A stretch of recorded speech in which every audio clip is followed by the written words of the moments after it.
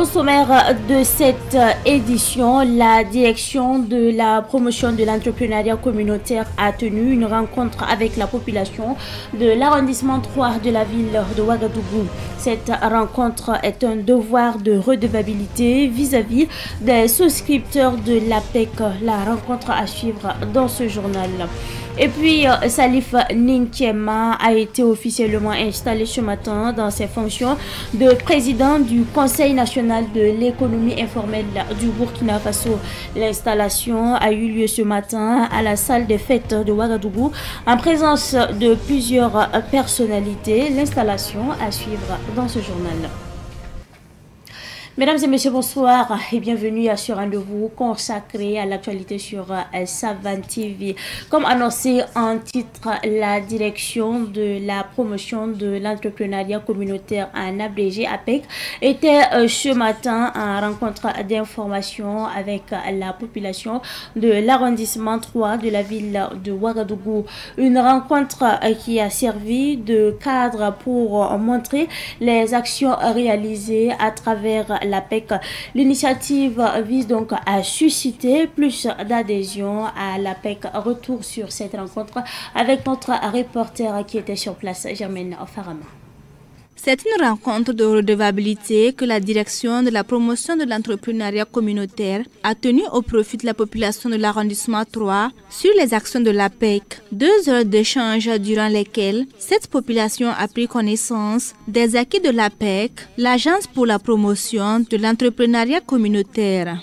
Il nous revient au niveau de l'APEC de continuer à apporter l'information à la population afin que les gens puissent davantage s'en convaincre et savoir que non seulement les souscriptions se poursuivent, mais aussi les fonds collectés sont à bon port, sont à bonne destination et de les rassurer qu'il n'y a pas de doute à se faire.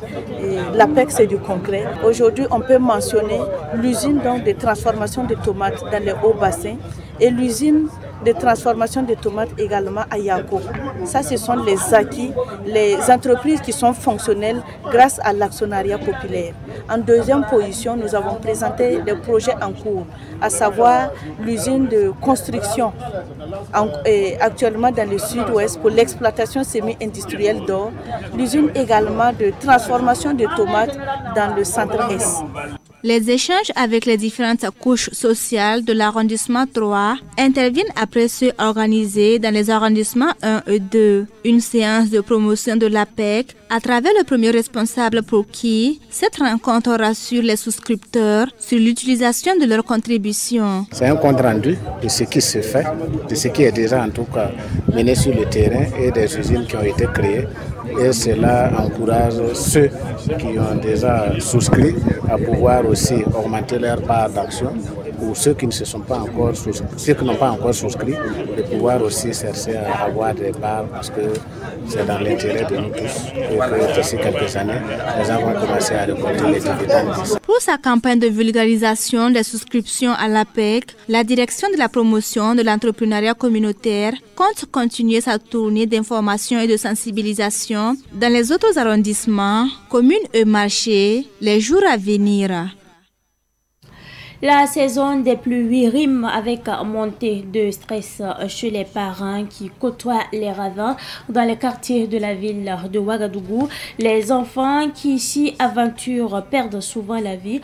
Zoom sur des ravins qui coûtent la vie aux tout-petits dans les quartiers des arrondissements 6 et 7. C'est un reportage signé Ahmed Joël Compaoré et Adama Ouitraogo. Ici, dans le quartier Nagren de l'arrondissement 7 de Ouagadougou, s'étend sur des centaines de mètres cubes un ravin à ciel ouvert, crevasse qui endeuille annuellement les familles voisines dont les enfants n'hésitent pas à s'y aventurer. En plus de cela, ces ravins constituent des nids d'insalubrité qui empoisonnent le cadre de vie des populations. Mathuré Ninkiema, acteur de la société civile, déplore cette situation. Chaque année seulement, il y a un problème, il y a des noyades ici. Bon, vraiment, on ne sait pas comment on va faire. La cause, vraiment, bon, vous savez que c'est la pauvreté qui fait tout ça. Parce que les gens creusaient pour enlever le soude. Donc, vraiment, c'est bon, le même, ça, c'est la population. Est-ce que vous voyez? Donc, mais il ne fait pas ça parce qu'il veut le faire. Parce qu'il fait ça parce que ça ne va pas. Bon, mais maintenant, vraiment, ça les dépasse leurs moyens. Maintenant, ce que nous demandons maintenant, c'est à l'État de venir voir maintenant ce qu'il peut faire pour ces populations-là. Les riverains, en plus des noyades d'enfants, déplorent cette insalubrité qui est la cause de plusieurs maladies. On est à côté des trous. On est en train de travailler. Les saletés sont trop beaucoup. Bon, souvent, nous, les gens qui viennent jeter les saletés, si ça remplit de banco, ça va nous arranger. Et puis ça va arranger aussi, comment on dit, ça va arranger aussi ceux qui vont construire dedans.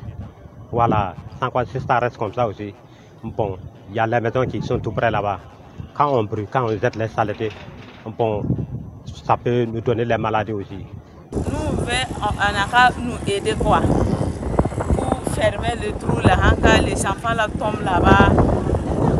Les gens là viennent jeter des jardins là-bas, il y a des moustiques, il y a maladies. On demande, on a qu'à nous aider. Après Nagrin, cap est mis sur Naboudin, un autre quartier de ville, mais dans l'arrondissement 6. Un ravin au milieu des habitations présente aussi les mêmes dangers. Eric Bamongo, que nous avons trouvé sur place, affirme avoir été témoin du décès de 2 enfants à cet endroit. Si le gouvernement pouvait essayer de voir ce milieu aussi, voilà, essayer de remplir, ça va beaucoup nous arranger. Donc ils n'ont qu'à éviter et puis essayer de sensibiliser encore les enfants qui ont posé le trou là. Bon, je peux dire que c'est la population, puisque à chaque fois ils exploitaient ça. Le trou là ne valait pas ça, la profondeur là ne valait pas. Ben, c'est ça quoi, au fait de creuser, enlever la terre là, et puis confectionner les briques là. Avec ces multiples dangers à ciel ouvert, Mathurin Nikiema, au nom des riverains, invite les autorités à boucher ces crevasses qui pourraient être exploitées autrement. L'État peut envoyer le technicien de venir voir ce qu'on peut faire. Vraiment, ça nous arrange beaucoup. Parce que vous voyez que la place même c'est très grand. Si on fait ça, on peut faire quelque chose pour le pays. Donc nous demandons à l'État seulement de venir, constater, voir maintenant, et puis bon, on va voir ce qu'on peut faire. Il y a beaucoup de projets. Bon, vous savez qu'ici, vraiment, il n'y a pas d'université. Mais ici, là, si on ferme, ça peut faire une université ici. Là. Mais ça fait grand plaisir à la population ici. Est-ce que vous voyez? Donc, n'importe quelle chose qu'on peut faire, l'État peut faire ici, ça nous arrange beaucoup.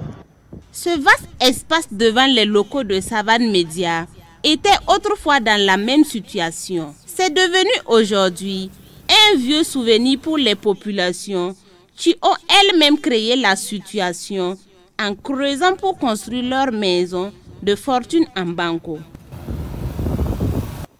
Le ministère en charge de la jeunesse a procédé ce matin dans l'enceinte de la mairie de la ville de Ouagadougou à l'installation officielle du nouveau bureau exécutif du Conseil national de l'économie informelle. Cette cérémonie a été donc l'occasion pour le ministre de donner en tout cas des orientations aux nouveaux membres tout en les exhortant à faire preuve d'engagement exemplaire. Les précisions avec nos reporters qui étaient sur place, Sidiki Kabré et Oussemi Sanfo. Du Burkina Faso et en ma qualité de ministre des Sports, de la Jeunesse et de l'Emploi, je vous déclare officiellement installé dans vos fonctions de membre du bureau exécutif élu du Conseil national de l'économie informelle du Burkina Faso.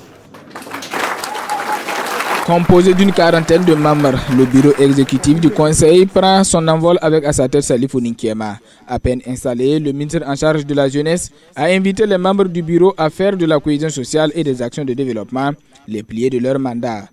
Mon département, conscient de ces enjeux, réaffirme ici et maintenant son accompagnement continu en ayant procédé solennellement tout à l'heure à l'installation des membres du bureau exécutif élu du Conseil national de l'économie informelle ce matin. C'est le lieu pour moi d'appeler l'ensemble des acteurs à privilégier l'intérêt national et à œuvrer à l'atteinte de la mission essentielle qui est de concourir à la création d'emplois décents au profit d'environ 78% de la population du Burkina Faso ayant moins de 35 ans et exposés aux effets du chômage. Il s'agit là d'un nouveau départ qui exige un engagement sincère de chaque partie prenante. Dans son intervention, le président Salifou Ninkiema a exprimé sa profonde gratitude à l'endroit du président du Faso, le capitaine Ibrahim Traoré et son gouvernement, tout en réaffirmant la volonté du bureau exécutif de bâtir un secteur informel plus uni, plus solidaire et résolument tourné vers la prospérité. Tous ceux qui sont dans l'économie informelle, on doit se mettre ensemble et vous aussi donner le message qu'on a fermé l'ancienne page pour ouvrir une nouvelle page pour l'histoire de l'économie informelle de notre pays. Mais nous appelons tous les acteurs de l'économie informelle de laisser le cœur et se laisser regarder la direction que notre ministre de tutelle nous a tracé et le capitaine Ibrahim Traoré nous a tracé de nous mettre ensemble pour construire notre beau pays qui est le Burkina Faso. On ne peut pas construire le Burkina en n'oubliant aucune personne. On doit travailler ensemble, main dans la main. Il faut que vous cherchiez et aidez-nous et donnez un message pour l'union. Présent à la cérémonie en qualité de parrain, le Razanaba Poulma a pour sa part prodigué des conseils aux membres du conseil et renouvelé son engagement à accompagner les acteurs du secteur informel. Élu pour un mandat de 5 ans, le nouveau bureau entend dans les prochains jours décentraliser pour couvrir les 17 régions et les 47 provinces. Le ministre en charge de la jeunesse, Roland Sonda, a profité de cette occasion pour procéder au lancement officiel du Grand Prix de la formalisation, une initiative qui vise à récompenser les acteurs du secteur informel qui s'illustrent par leur volonté et leurs efforts dans la transition vers le secteur formel. Canal Plus Burkina intègre Netflix dans son bouquet grâce au partenariat qu'ils ont signé. Canal Plus devient ainsi le premier opérateur à distribuer Netflix dans les pays d'Afrique subsaharienne. Cette nouvelle formule a pris forme depuis le 7 juillet dernier. Il est accessible au prix de 27 500 francs CFA. Le lancement de cette nouvelle formule de Canal Plus s'est déroulé à Ouagadougou hier en présence de notre reporter Samuel Moko. Canal Plus Burkina se rapproche davantage de sa clientèle puisque les abonnés de Canal Plus au Burkina Faso peuvent désormais accéder à des contenus de Netflix via leur abonnement. Canal Plus Burkina a baptisé cette nouvelle formule Tout Canal Plus. Nous avons ajouté les options de chaînes en anglais, les chaînes multi-choice, DSTV, Super Sport, sur lesquelles vous retrouviez des championnats européens, des championnats africains et toutes les grandes compétitions internationales, mais en anglais. Sur le bouquet DSTV English Plus, vous retrouviez des telenovelas, des séries et des talk-shows. Nous avons rajouté cette option anciennement que nous commercialisons à la nouvelle formule Tout Canal Plus. En plus de cela, nous avons signé un partenariat stratégique avec Netflix en juin dernier.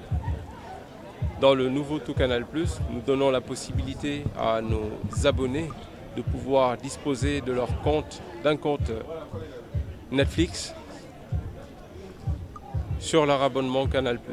La formule Tout Canal Plus réunit plus de 400 chaînes, radios et services, tout le catalogue de Netflix. Cette formule Tout Canal Plus est disponible à 27 500 francs CFA. Actualité sportive à présent et nous parlons de l'homologation du stade du 4 août. Le journaliste sportif Roger Zami Guébré apprécie positivement l'homologation du stade du 4 août. Selon le journaliste, c'est une bonne occasion pour le 12e membre de pousser en tout cas les étalons du Burkina Faso à la victoire face au Pharaon d'Égypte en septembre prochain. Il s'exprime au micro de nos reporters Samuel Moko et Shekina Gandima. La fin des travaux du nouveau stade du 4 août est un soulagement pour le 12e homme, pour les étalons, pour tous ceux qui ont la passion du sport, notamment le football. Véritable soulagement. depuis donc 2021, eh bien, les étalons sont sevrés de leur 12e homme, c'est-à-dire le public, les supporters, et le Burkina, quelle que soit la catégorie sollicitée, joue à l'extérieur. On est obligé de jouer aux mendiants, d'aller louer, d'aller demander. Et ça n'aidait pas nos équipes à faire des prouesses, à gagner des matchs qui auraient pu, tant en équipe nationale qu'en équipe de club, sur tous les plans. Depuis 2021, donc, je disais tantôt, eh bien, le public est en manque de ses étalons. Les étalons manquent leur public. Et je crois que ce ne serait pas un match facile pour nous, étalons bien sûr, mais je pense, compte tenu de beaucoup de paramètres, d'abord les nouvelles installations, les retrouvailles entre étalons joueurs, étalons supporters, étalons, eh bien, ce serait vraiment une grande occasion d'offrir, en tout cas sur un plateau d'or, la victoire face au pharaon d'Égypte. Et cette pensée positive, avant donc de refermer cette édition, certains sourient pour cacher une tristesse qu'ils n'osent plus expliquer. Rappelez-vous ce proverbe qui dit « Tout tant qu'il y a de la vie, il y a de l'espoir » pour dire tout simplement que tant que l'on est vivant, il reste toujours une chance pour le mieux. Ben, c'est tout pour cette édition du soir que j'ai pris en tout cas du plaisir à vous présenter. Restez connectés sur la page Facebook de Savane Média. Tout à l'heure à 19h45, Alphonse Ouedraogo vous retrouve pour le journal télévisé en langue nationale à Morée. On se dit à très bientôt. Dieu vous